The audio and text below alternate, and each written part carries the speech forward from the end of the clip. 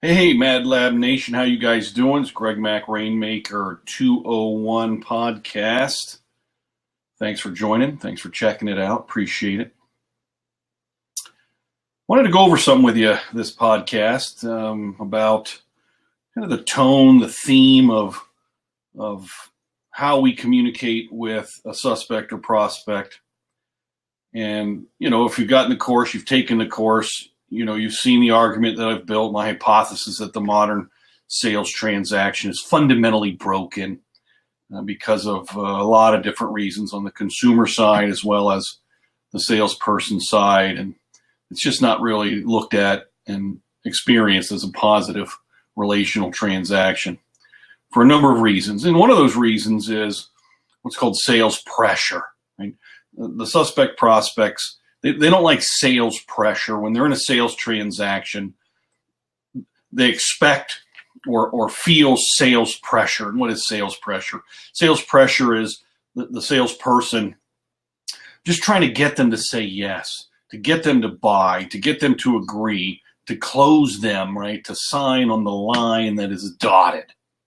And that the salesperson will just doggedly pursue this and bully and push and press the suspect or prospect so that they eventually just sign and maybe the prospect just gives in because they can't take the pressure and plans in 24 hours to cancel anyway so they can get the heck out of this transaction.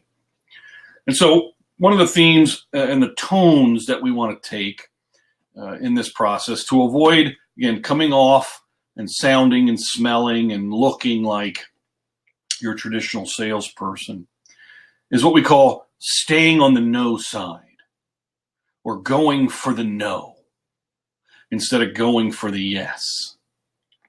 And what does this mean? This means that as we communicate with the suspect or prospect, instead of just constantly saying how awesome you are and how great your product is and how phenomenal it is for them and it's perfect for every human on the planet and everybody should do it all the time without reservation and they should get started as soon as possible because it's just phenomenal,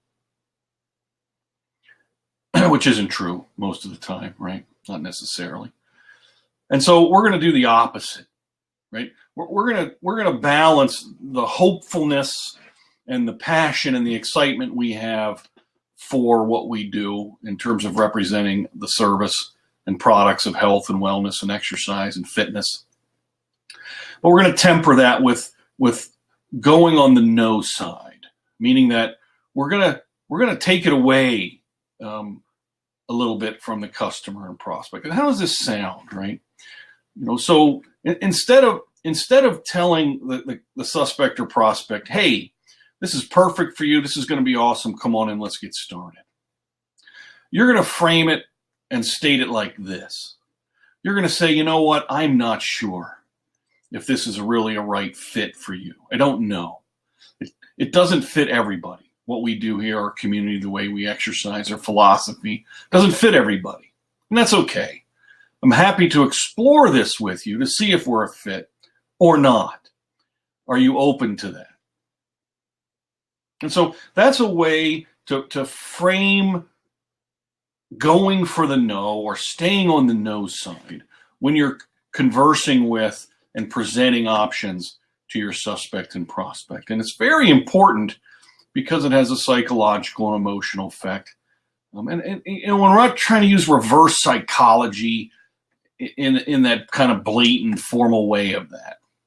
Because I got to tell you, it's true, isn't it?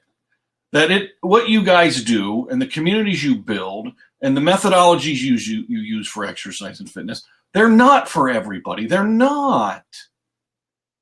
Not everybody should fit what you do, nor are they a fit for your community or you professionally in your relationship. And so it is true that you're not sure if what you do is going to work for them. It is true that it might not be the right fit and that's why we need to explore some more together in a consultation, face-to-face, where we're uninterrupted and can fully disclose all of these things so that we can really see out in front of everybody what's going on. And a fully disclosed decision, a fully informed decision can be made on the merits as much as, on the defaults in the process. And so that's what we mean by going for the no or staying on the no side. And if someone tells you, right, hey, I'm thinking about joining the local Globo gym. My coworkers have a personal trainer down there that does some small group stuff, and I was thinking about joining. We strip, which is part of the process, or a way to stay on the no side. So instead of responding to a suspect or prospect telling you that they're going to go to the local Globo gym because some of their coworkers have a personal trainer there that has some small group stuff and there's an opening, and you say, oh gosh, what a disaster. That will be terrible. Personal trainers in Globo gyms are idiots and they don't know what they're doing. That would be a stupid decision, right? That is not what you want to say in terms of going for the no in this context. We want to strip some line, just like when you catch a big fish that's fighting you, and you can't just pull it real hard and jerk the hook out of its mouth or try to yank it into the boat because it may get off the line. You want to give it some slack and let the drag go a little bit and let the fish swim around and go in whatever directions it wants to go while you keep a little bit of tension on the line as it tires out. So strip lining is letting them talk about that decision right now in front of you.